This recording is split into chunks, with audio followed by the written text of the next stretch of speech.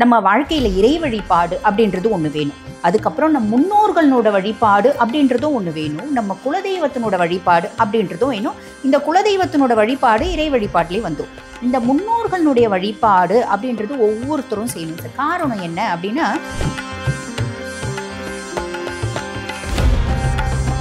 General நீங்கெல்லாம் கேள்விப்பட்டிருப்பீங்களான்னு எனக்கு தெரியல. பொதுவா ஒரு வார்த்தை சொல்லுவாங்க. இப்ப காசியில நம்ம பாருங்க பித்ரு தர்ப்பணம் செய்யறாங்க அப்படின்னா நம்மளோட 3 தலைமுறை பித்ருக்களை நம்ம மோட்சம் அடைய வைப்போம் அப்படின்றது அர்த்தம். சார், நம்ம வாழும்போது இந்த ஸ்தூல உடம்புல நம்ம ஆன்மா வாழுது, இறந்த பின்னும் நம்ம ஆன்மா வாழுது, ஸ்தூல உடம்பு தான் இல்லை அப்படின்றது அர்த்தம்.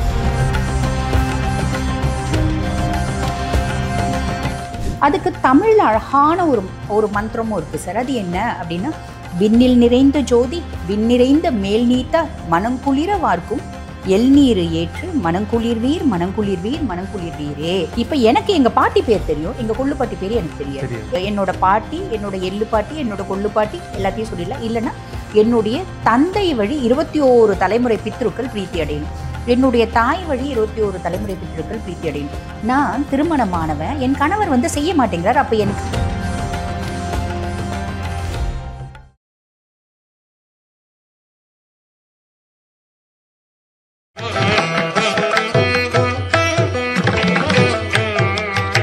திருவருள் டிவி நேயர்களுக்கு வணக்கம். இன்று நம்முடன் இணைந்திருக்கும் சிறப்பு விருந்தினர் மருத்துவரும் ஜோதிடருமான தீபா அருளாளன் அவர்கள். வணக்கம் மேடம். வணக்கம் சார்.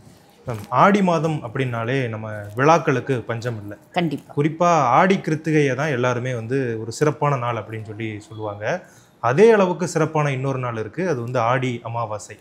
அந்த ஆடி அமாவாசை அளவில் நம்ம எந்த மாதிரி தெய்வங்களை வழிபடணும், அதனுடைய பலன்கள் என்ன அப்படிங்கிறத எங்களுக்காக சொல்ல முடியுமா? கண்டிப்பாக சார், கண்டிப்பாக. பொதுவாக பார்த்தீங்கன்னா சார், இந்த ஆடி மாதமே முழுக்க விசேஷமான காலம் அப்படின்னு தானே சார் சொல்லுவாங்க. காரணம் என்ன அப்படின்னா, தட்சிணாயத்தை நோக்கி போகக்கூடிய காலம், சூரியன் தெற்கு நோக்கி நகரக்கூடிய காலம். அப்போ இந்த ஆடி மாதம் முழுதுமே பார்த்தீங்கன்னா இறை வழிபாட்டுக்கு உகந்த மாதமாக தான் நம்ம முன்னோர்கள் வகுத்திருக்காங்க. இதில் ஆடி கிருத்திகை அப்படின்னு மட்டும் இல்லை, முருக பக்தர்களுக்கு ஆடி கிருத்திகை அல்வா சாப்பிட்ற மாதிரி அப்படின்னு சொல்லலாம். ஏன்னா முருகன் பால் எனக்கு அதீத பாசம், அன்பு, அதை நான் நேர்த்தி கடனாக செலுத்துறது ஆடி கிருத்திகையும் போது செலுத்துறது உண்டு நிறைய பேர், இல்லைங்களா? அப்போ இந்த ஆடி அமாவாசை அப்படின்றதும் பார்த்தீங்கன்னா அதீத விசேஷமானது சார். பொதுவாக பாருங்கள், நம்ம வாழ்க்கையில் இறை வழிபாடு அப்படின்றது ஒன்று வேணும். அதுக்கப்புறம் நம்ம முன்னோர்களோட வழிபாடு அப்படின்றதும் ஒன்று வேணும். நம்ம குலதெய்வத்தினோட வழிபாடு அப்படின்றதும் வேணும். இந்த குலதெய்வத்தினோட வழிபாடு இறை வழிபாட்டிலே வந்துடும். இந்த முன்னோர்களுடைய வழிபாடு அப்படின்றது ஒவ்வொருத்தரும் செய்யணும் சார். காரணம் என்ன அப்படின்னா, இப்போ நீங்கள் எனக்கு ஒரு கிளாஸ் தண்ணி கொடுக்குறீங்க அப்படின்னு வச்சுக்கோங்களேன், நான் வாங்கி குடிச்சிட்டு ரொம்ப தேங்க்ஸ் அப்படின்னு சொல்கிறேன், இல்லைங்களா? நன்றி அப்படின்ற வார்த்தை சொல்கிறோம். ஆனால் நம் முன்னோர்கள் நம் வாழ்வுக்கு ஆதாரமாக இருந்தவங்க. உதாரணத்துக்கு இப்போ எங்கள் பாட்டி இறந்துட்டாங்க. எங்கள் பாட்டி எங்கள் அம்மாக்காக எவ்வளோ செஞ்சுருப்பாங்க, எனக்காக எவ்வளோ செஞ்சுருப்பாங்க. அவங்களோட ஆசைகள், ஒட்டுமொத்த ஆசைகளையும் சேர்த்து நமக்காக சேர்த்து வச்சுட்டு போனவங்க தான் நம்ம முன்னோர்கள். அப்போ ஒரு கிளாஸ் தண்ணி குடிக்கிறவங்களுக்கு நன்றி, கொடுக்குறவங்களுக்கு நன்றி அப்படின்னு சொல்கிறோம், அந்த தண்ணியை வாங்கி குடிச்சிட்டு. அப்போ நம்ம முன்னோர்கள் சேர்த்து வச்ச நிறைய சொத்து பத்து இருக்கலாம், நல்லது இருக்கலாம். சிலர் சொல்லுவாங்க, எங்கள் முன்னோர் நல்லதே செய்யலை, கெட்டது மட்டும்தான் செஞ்சுருக்காங்க. அப்படி மனுஷங்களால் வெறும் நல்லது மட்டுமே செஞ்சு வாழறதும் சாத்தியம் இல்லை, வெறும் கெட்டது மட்டுமே அதாவது செஞ்சும் வாழறது சாத்தியம் இல்லை அப்படின்னு சொல்லலாம், இல்லைங்களா? நம்ம வாழ்க்கையே தெரிஞ்சோ தெரியாமையோ சில கெட்டது நடக்கும். நம்ம ரொம்ப நல்லவங்களா வாழ்ந்தா, ரொம்ப கெட்டவங்களா வாழ்ந்தாலும் தெரிஞ்சோ தெரியாமையோ சில நல்லது அப்படின்றது செஞ்சிடும், இல்லைங்களா? அப்போ நம் முன்னோர்களுக்கு நன்றி செலுத்தும் விதமாக பல நாட்கள், பல அமாவாசைகள் இருக்குது. ஒவ்வொரு மாத அமாவாசையும் நம் முன்னோர்களுக்கு நம்ம நன்றி செலுத்தணும் அப்படின்னு வகுத்துருக்காங்க, இல்லைங்களா? அதை நம்ம ஒவ்வொரு அமாவாசையும் நம்மளால் நன்றி செலுத்த முடியல அப்படின்னால ஆடி அமாவாசை, தை அமாவாசை, இந்த மாதிரி பல முக்கியமான அமாவாசைகள் இருக்குது. அதை நம்ம மறந்துடக்கூடாது அப்படின்னு அர்த்தம். அதுலேயும் அதி முக்கியமானது இந்த ஆடி அமாவாசை. பொதுவாக பாருங்கள் சார், இந்த ஆடி அமாவாசை யார் ஒருத்தர் நம் முன்னோர்களுக்கு தர்ப்பணம் கொடுத்து வழிபாடு பண்ணுறாங்களோ, வருஷம் 12 அமாவாசையும் அவங்க தர்ப்பணம் கொடுத்ததோட பலன் அடைஞ்சிடுவாங்க அப்படின்றது விதி. இன் ஜென்ரல் நீங்கள்லாம் கேள்விப்பட்டிருப்பீங்களான்னு எனக்கு தெரியல. பொதுவாக ஒரு வார்த்தை சொல்லுவாங்க. நம்ம காசியிலையும் கயாலையும் பார்த்தீங்கன்னா நம்ம பித்ரு தர்ப்பணம் செஞ்சால், ஒரு முறை செஞ்சால் நம்ம திருப்பி பித்ரு தர்ப்பணம் செய்ய வேண்டிய அவசியம் இல்லை அப்படின்றது சொல்லுவாங்க. ஆனால் அதுலேயும் உண்மை என்ன அப்படின்னா, இப்போ காசியில் நம்ம பாருங்கள் பித்ரு தர்ப்பணம் செய்கிறாங்க அப்படின்னா நம்மளோட 3 தலைமுறை பித்ருக்களை நம்ம மோட்சம் அடைய வைப்போம் அப்படின்றது அர்த்தம். சார், நம்ம வாழும்போது இந்த ஸ்தூல உடம்புல நம்ம ஆன்மா வாழுது, இறந்த பின்னும் நம்ம ஆன்மா வாழுது, ஸ்தூல உடம்பு தான் இல்லை அப்படின்றது அர்த்தம். அப்போ நம்ம வாழும் காலத்தில் எவ்வளோ கஷ்டப்படுறோம், பணம் சம்பாதிக்கணும்னு கஷ்டப்படுறோம், பேர் சம்பாதிக்கணும்னு கஷ்டப்படுறோம், பொருள் சம்பாதிக்கணும்னு கஷ்டப்படுறோம். ஆனால் இறந்த பின்பு அந்த ஆத்மா பசியும் தாகத்துக்காக மட்டும்தான் கஷ்டப்படும் அப்படிம்பாங்க.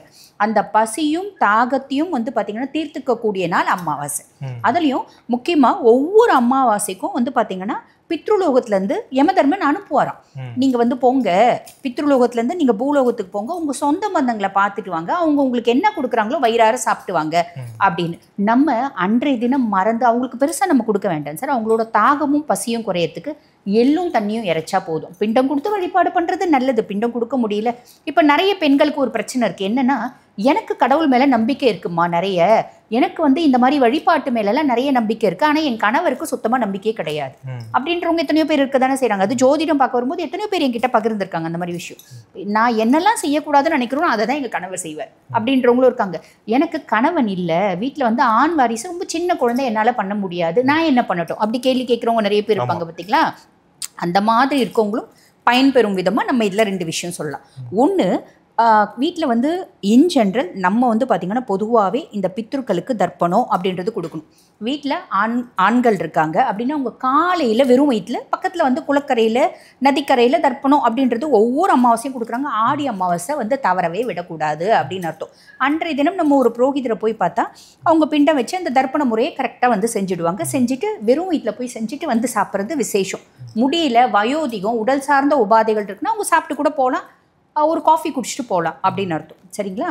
இப்போ வீட்டில் வந்து பாருங்கள், எங்களுக்கு ஆண் வாரிசே இல்லை, அதாவது வீட்டில் பெரியவங்க இல்லை, என் கணவர் இல்லை, நாங்கள் வந்து விதவை கோலம் பூண்டிருக்கோம். அப்போ நாங்கள் என்ன பண்ணலாம் அப்படின்னு எளிமையான ஒரு விஷயம் இருக்குது சார். என் கணவன் வந்து செய்ய மாட்டேங்கிறாரு, நம்பிக்கை இல்லை, நாங்கள் என்ன பண்ணலாம்? அதுக்கு ஒரு எளிமையான விஷயம் இருக்குது. பெண்களை தர்ப்பணம் அப்படின்றது கொடுக்கலாம். பொதுவாக பெண்கள் தர்ப்பணம் கொடுக்கக்கூடாது அப்படின்னு சொல்லுவாங்க, ஆனால் அது உண்மை கிடையாது. சீதாதேவியை தசரத மன்னனுக்கு தர்ப்பணம் கொடுத்ததா வரலாறும் ஒன்று இருக்குது. புரியுது? மாமனாருக்கு கொடுத்துருக்காங்க. ராமர் வந்து தர்ப்பண பொருட்கள்லாம் வாங்கிட்டு வர போவார், நேரம் தாமதம் ஆகிடும். அதனால் தசரதன் வந்து கேட்பார், எனக்கு பசிக்குது பிண்டம் கொடு அப்படின்னு. அப்போ சீதாதேவி தான் கொடுப்பாங்க. அப்படி ஒரு விஷயமும் இருக்குது. ஆக பெண்கள் கொடுக்கலாம் அப்படின்றதுக்கு எடுத்துக்காட்டாக சீதாதேவியை கொடுத்துருக்காங்க. என்ன, ஆண்கள் கருப்பு எள்ளு எடுக்கலாம், பெண்கள் கருப்பு எள்ளு எடுக்கக்கூடாது. வெள்ளை எள்ளை வச்சு அதுக்கு தமிழில் அழகான ஒரு மந்திரமும் இருக்குது சார். அது என்ன அப்படின்னா, விண்ணில் நிறைந்த ஜோதி விண்ணிறைந்த மேல் நீத்தார் மனங்குளிர வார்க்கும் எல்நீர் ஏற்று மனங்குளிர்வீர் மனங்குளிர்வீர் மனங்குளிர்வீரே. அதுக்கு வந்து பாருங்கள் சார், ரொம்ப அழகான எளிமையான தமிழ் மந்திரம் அப்படின்னு ஒன்று இருக்குது. அது என்ன அப்படின்னா, நம்ம என்ன பண்ணோம், ஒரு கப்பில் வந்து வெள்ளை எள்ளு வச்சுக்கணும் சார், ஒரு கப்பில் தண்ணி எடுத்துக்கணும், உத்தரநீரில் தண்ணி எடுத்துக்கணும், பஞ்சபத்திரம் உத்தரநீ தண்ணி எடுத்துகிட்டு அந்த உத்தரநீர் தண்ணி எடுத்துகிட்டு தர்ப்ப புல்லை குட்டி குட்டியாக கட் பண்ணி வச்சுக்கணும். சும்மா கையிலே பிச்சு வச்சுக்கலாம். வச்சுட்டு ஒரு தர்ப்ப புல், கொஞ்சம் வெள்ளை எள்ளு, அதுக்கப்புறம் வந்து பாருங்கள் பச்சரிசி கொஞ்சம் எடுத்து போட்டுக்கணும். போட்டுட்டு அந்த பஞ்சபத்திரத்துலேருந்து உத்தரநீரில் தண்ணி எடுத்துக்கணும். தண்ணி எடுத்து இதில் ஊற்றிட்டு, பொதுவாக வந்து பார்த்திங்கன்னா இப்படி தான் விடணும், இந்த கட்டை விரலுக்கு நடுவில் தான் தண்ணி விடணும். அப்போ அந்த மந்திரம் சொல்லணும், விண்ணில் நிறைந்த ஜோதி விண்ணிறைந்த மேல் நீத்தார் மனங்குளிர வார்க்கும் எல்நீர் ஏற்று மனங்குளிர்வீர் மனங்குளிர்வீர் மனங்குளிர்வீர்வே. தண்ணி ஊற்றிட்டு இப்படி ஊற்றணும். இந்த மாதிரி பொதுவாக வந்து பாருங்கள், அன்றைய தினம் நம்மளோட 21 தலைமுறைக்கு நம்ம தர்ப்பணம் பண்ணலாம். ஆனால் எத்தனை பேருக்கு 21 தலைமுறை தெரியாது. இப்போ எனக்கு எங்கள் பாட்டி பேர் தெரியும், எங்கள் கொள்ளுப்பாட்டி பேர் எனக்கு தெரியாது, எங்கள் எள்ளுப்பாட்டி பேர் தெரியாது. அப்போ நம்ம என்ன பண்ணலாம், என் தாய் வழி அம்மா, என் பாட்டி, என் தாய் வழி முப்பாட்டி அப்படின்ற மாதிரி நம்ம வந்து பாட்டி, என்னோட பாட்டி, என்னோட எள்ளு பாட்டி, என்னோட கொள்ளு பாட்டி எல்லாத்தையும் சொல்லிடலாம். இல்லைன்னா என்னுடைய தந்தை வழி 21 தலைமுறை பித்ருக்கள் பிரீத்தி அடையணும், என்னுடைய தாய் வழி 21 தலைமுறை பித்ருக்கள் பிரீத்தி அடையணும். நான் திருமணமானவன், என் கணவர் வந்து செய்ய மாட்டேங்கிறார், அப்போ என் கணவன் வழி 21 பித்ருக்கள் பிரீத்தி அடையணும் அப்படின்ற மாதிரி நம்ம வேண்டிட்டு தர்ப்பணம் விட்டுடலாம். இது ஒரு ப்ரொசீஜர்ஸ். இது கூட என்னால் செய்ய முடியாது, நேரம் இல்லை எனக்கு. இப்போ இல்லத்தரசிகளுக்கு நிறைய பிரச்சனை இருக்குது இல்லைங்களா, சம்பாதிக்கணும், குழந்தைங்கள பார்க்கணும். இப்போத்திய குழந்தைங்கள வளர்க்குறது அப்படின்றது ரொம்ப கஷ்டம் இல்லைங்களா. பிள்ளைங்களுக்கு ஒரு ஸ்மார்ட் ஃபோன் வந்துருச்சு. ஸோ பிள்ளைங்களோட ஒரு வாழ்வியல் முறையே வந்து என்டையர்லி டிஃப்ரெண்ட்டாக இருக்குது இல்லைங்களா. அப்போ நம்ம இதுவும் எனக்கு கஷ்டம் அப்படின்றவங்க ஒன்றும் இல்லை சார், காலையில் குளிச்சுட்டு கொஞ்சோண்டு எள் எடுத்துகிட்டு போயிடணும், தண்ணி பச்சரிசி எடுத்துகிட்டு போயிட்டு மொட்டை மாடியில் நின்று சூரிய பகவானை வேண்டிட்டு, ஈசனை வேண்டிட்டு, ஈசன் தான் எல்லாத்துக்கும் கடவுள், ஈசனை வேண்டிட்டு இந்த மந்திரம் சொல்லிட்டு அந்த எள்ளும் தண்ணியை இறைச்சிட்டா அந்த ஆன்மா வரும், நம் முன்னோர்களோட ஆத்மாக்கள் வரும் வந்து அழகாக அந்த எள்ளு, அந்த தாகத்துக்கு அந்த தண்ணியும் இவ்வளோண்டு தண்ணி தான், தாகத்துக்கு அந்த தண்ணியும் இவ்வளோண்டு எள்ளு தான், அதை சூக்ஷ்மமாக எடுத்துட்டு பசி இல்லாமல் அடுத்த அமாவாசை வரைக்கும் இருப்பாங்க. அதுவும் ஆடி அமாவாசை செஞ்சுட்டு அடுத்த வருஷம் வரைக்குமே பசி இல்லாமல் இருப்பாங்க. அடுத்த ஆடி அமாவாசை வரைக்குமே நம்ம தை அமாவாசையும் செஞ்சுக்கலாம். புரியுதுங்களா? இது வந்து பார்த்திங்கன்னா ரொம்ப எளிமையான ஒரு விஷயம். நம்ம பித்ருக்களோட ஆசீர்வாதம் நம்மளுக்கு பரிபூர்ணமாக கிடைக்கிறதுக்கு அப்படின்னு சொல்லலாம். இது செஞ்சு முடிச்சுட்டு முடியும் அப்படின்னா சார் இது ஒரு மெத்தட். இதையும் செஞ்சு முடிச்சுட்டு முடியும் அப்படின்னா இன்னொன்னும் செய்யணும். இல்லை ஏதாவது ஒன்று எங்களுக்கு எள்ளு தண்ணி இறைக்க முடியல, ரொம்ப சிம்பிள் தானே சார், இறைக்கலாம், ரெண்டும் செய்யலாம். சுலபமான ஒரு வழி, சுலபமான விஷயம் தான். அப்போ அன்றைய தினம் நம்ம படையல் அப்படின்றது நம்ம முன்னோர்களுக்கு போடணும். இப்போ உதாரணத்துக்கு எங்கள் பாட்டி இல்லை, எங்கள் பாட்டியை வச்சே நான் சொல்கிறேன். எங்கள் பாட்டி இல்லை, எங்கள் பாட்டி அம்மனோட ஃபோட்டோ வந்து கடவுளோட கூட வைக்கக்கூடாது, பூஜை ரூமில் வைக்கக்கூடாது. நான் நினைப்பேன் எனக்கு எங்கள் பாட்டி தான் கடவுள் அப்படின்னு. ஆனால் மனிதங்களாக வாழ்ந்தவங்க வாழும் போது அவங்களுக்கு நிறைய தீய குணங்கள் அப்படின்றது இருக்க தானே செய்யும். என் புள்ள, என் பேரை, என் பேத்தி அப்படின்னு நான் வந்து சில அதை அச்சு பிடிச்சி கூட சம்பாதிக்கலாம், நேர்மையான விதத்தில் கூட சம்பாதிக்கலாம். எல்லாருமே எப்பயுமே கடவுள் மாதிரி வாழ முடியாது இல்லைங்களா? அப்போ ஒரு சில விஷயங்கள் இருக்கும். காமம், குரோதம், மதம், ஆச்சரியம், இடும்பை, அசூயை, இந்த மாதிரி சில குணாதிசயங்கள் இருக்கும். அப்போ நம்ம என்ன பண்ணலாம்னா அவங்களோட ஃபோட்டோவை கடவுளோட ஃபோட்டோவோட வைக்கக்கூடாது. ஒன்று வைக்கிறீங்கன்னா அவங்களுக்கு காலடியில் வைக்கலாம். இல்லைன்னா உத்தமம் என்ன அப்படின்னா வெளியே தனியாக வச்சுக்கிறது. தனியாக வச்சுட்டு அவங்களுக்கு அன்றைய தினம் நம்ம வந்து கடவுளுக்கு எப்படி வழிபாடு பண்ணுவோம், பூ போட்டு ஊதுவத்தி விளக்கு ஏற்றி அவங்களுக்கு படையல் அப்படின்னு ஒன்று போடணும் சார். படையல் அப்படின் போது எல்லாம் என்ன பண்ணுவாங்கன்னா எனக்கு எங்கள் பாட்டினை வந்து சாப்பிட போகிறாங்க, எனக்கு என்ன பிடிக்குமோ அதை நான் செஞ்சு வச்சுடு, அப்படி செய்யக்கூடாது. இப்போ எங்கள் பாட்டிக்கு என்ன பிடிக்கும், பொதுவாக அமாவாசை சமையல் அப்படின்னாலே நம்ம வந்து பாருங்கள் பூசணிக்காய் சாம்பார் இருக்கணும், வாழைக்காய் பொரியல் இருக்கணும், ஜவ்வரிசியில் வடை பாயசம், இது செஞ்சு வைக்கிறது. இப்போ நம்ம வடநாட்டிலலாம் ஜவ்வரிசி வடை செய்வாங்க, நமக்கு அந்த கலாச்சாரம் இல்லை, அதனால் நம்ம பருப்பு வடை செஞ்சு ஜவ்வரிசி பாயசம் வைப்போம் இல்லைங்களா? அதுக்கும் மேலே இப்போ எங்கள் பாட்டிக்கு என்ன பிரியமானது, முருங்கைக்கீரை பொரியல் பிடிக்கும் அப்படின்னா முருங்கைக்கீரை பொரியல் இருக்கணும். எங்கள் பாட்டிக்கு பால் பொங்கல் பிடிக்கும் அப்படின்னா பால் பொங்கல் இருக்கணும். அவங்க முன்னோர்களுக்கு யாருக்கு பிரதானமாக வைக்கிறீங்களோ அவங்களுக்கு பிரியமான வஸ்து அப்படின்னு 1-2 இருக்கணும். இதில் இன்னும் ஒரு விஷயமும் இருக்குது. நம்ம அவங்களுக்கு வச்சு படைக்கும்போது சாப்பாடு வைக்கிறோம், ஊறுகாய், உப்பு, அப்பளம் எல்லாமே வைக்கிறோம்.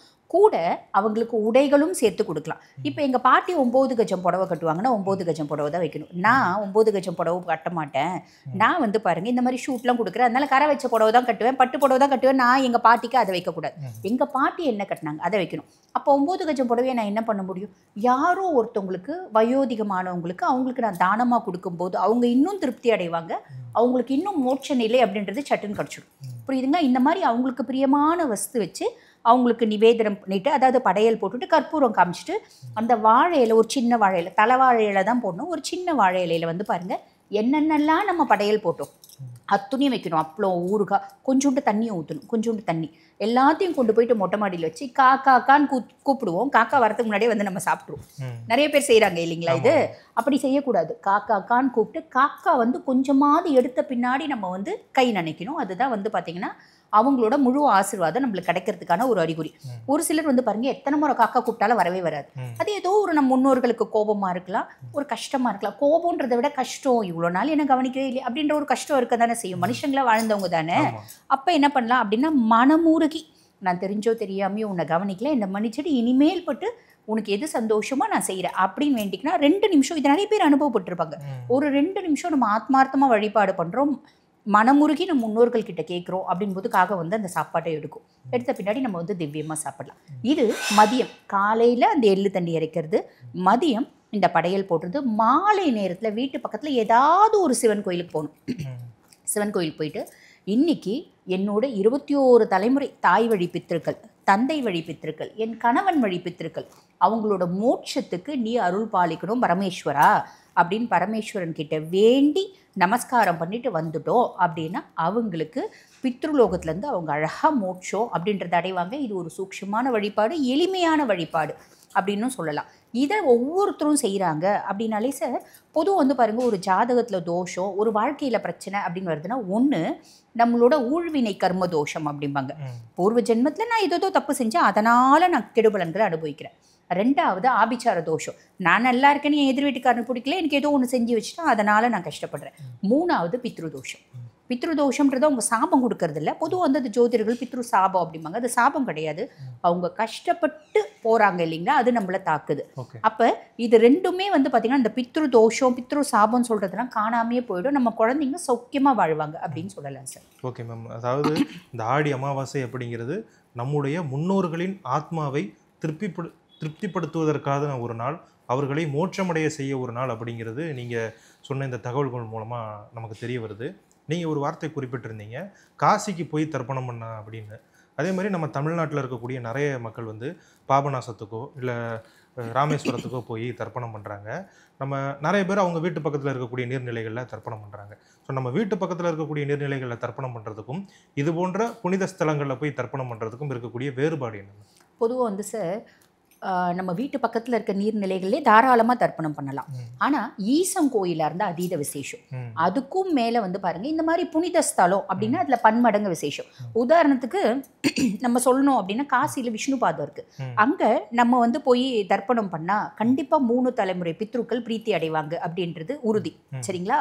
அதே மாதிரி பாருங்க, அதே மாதிரி இங்கே இன்னொரு விஷயமும் நம்ம முன்னமே சொன்ன மாதிரி, ஒரு முறை தர்ப்பணம் பண்ணால் திருப்பி நம்ம தர்ப்பணம் பண்ண வேண்டியதில்லை அப்படின்றது ஒரு விஷயம் இருக்குது அங்கே காசி கயாக்கு. அதே மாதிரி இந்த கும்பகோணம் பக்கத்தில் திருவெங்காடு புதன் ஸ்தலம் இருக்கு. புதன் ஸ்தலத்தில் அங்கே வந்து பார்த்தீங்கன்னா அகோரமூர்த்தி ரொம்ப விசேஷமான ஒரு இதுவாக கருதப்படுறாரு. ஏன்னா யமனை வதம் செஞ்ச இடம் அது. அது வந்து பாருங்க, வால்மீகி ராமாயணத்தில் எழுதியிருப்பாரு.